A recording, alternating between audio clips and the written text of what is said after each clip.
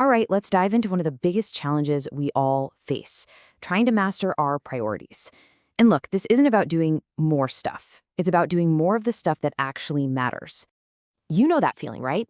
You run around all day, you're slammed with emails, you're putting out fires, your to-do list is a mile long. But then at the end of the day, you look back and that big project, that important goal, it hasn't moved an inch. That's the classic urgency trap, and pretty much all of us fall into it. But here's the good news. There is a way to break free. And it's not some magic trick about finding more hours in the day. It's about having a clear, simple system to cut through all the noise and put your energy where it's going to have the biggest impact. So here's our game plan. We're going to break this down into 5 simple steps. First, we'll get a handle on that busy versus productive trap.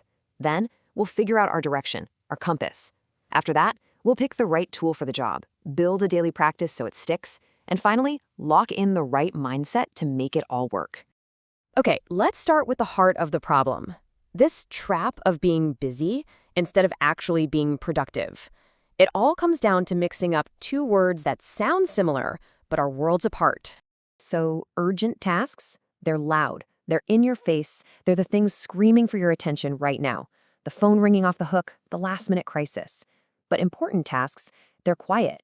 They're the things that move you toward your long-term goals, your health, your real growth. And here's the tricky part. Our brains are just wired to react to the urgent stuff, but our success is built on the important stuff. So how do we get better at focusing on what's important? Well, that brings us to a really crucial step. Before you can prioritize a single thing, you have to know where you're even going. See, good prioritization isn't about managing a to-do list. It's about having a destination. So here's a little exercise that is so worth your time. First, just picture your future. What does an amazing life look like for you in 5 or 10 years? Second, what are your core values, the things you won't compromise on? And third, turn that vision into real, tangible goals. Trust me, this isn't just a feel-good thing. This becomes the compass that guides every single decision you make from here on out. Okay, once you have your compass, you need a map, right? That's where these prioritization frameworks come in. They're basically just simple, powerful tools that help you make smart choices in the heat of the moment. Now, there are a bunch of these out there, but 2 of the best are the Eisenhower matrix and the Pareto principle. You probably know it as the 80-20 rule. The matrix is awesome for sorting through your daily tasks, while the 80-20 rule helps you pinpoint those few things that give you the biggest bang for your buck. We're going to zoom in on the matrix because it is just so practical for everyday life. So let's take a closer look at this thing.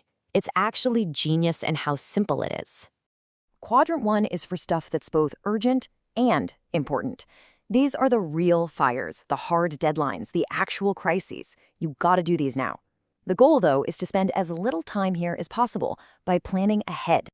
Now this, quadrant 2, is where the magic happens. Important, but not urgent.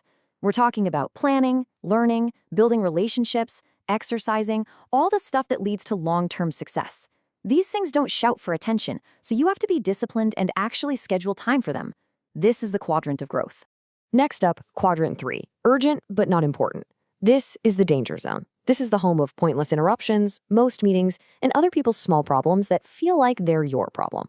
The move here, delegate it, automate it, or just politely say no. This quadrant is the main reason we feel so busy but not productive. And finally, we've got quadrant 4, not urgent and not important. You can think of this as the junk drawer of your day. Mindless scrolling, trivial tasks, busy work. The strategy here is simple. Eliminate it.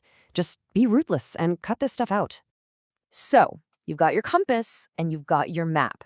Now it's time to actually start driving. A system like this is only good if you actually use it day in and day out until it becomes a habit. And here is a critical rule. For any given day or week, you should only have 3 to 5 top priorities. That's it. Come on, if you have 10 top priorities, you don't have any. You just have a stressful list. Focus is everything. And here's a cool little piece of history that totally proves this point.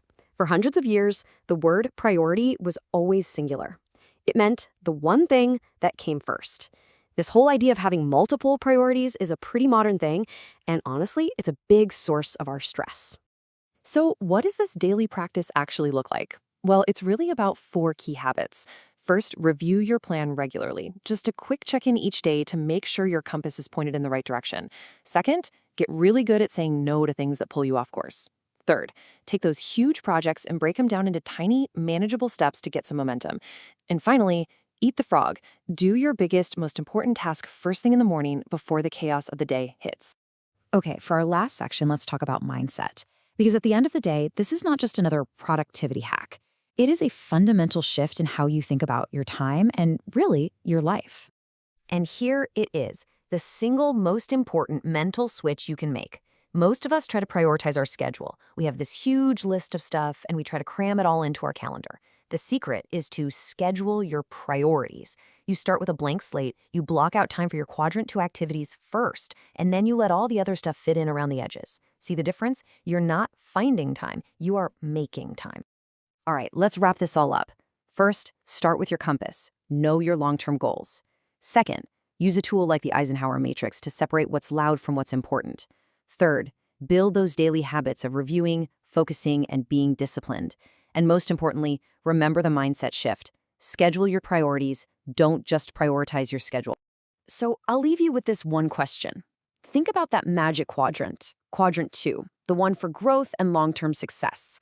What is one, just one, important but not urgent thing you've been putting off that you will actually schedule, not just hope to do, but block out time for this week?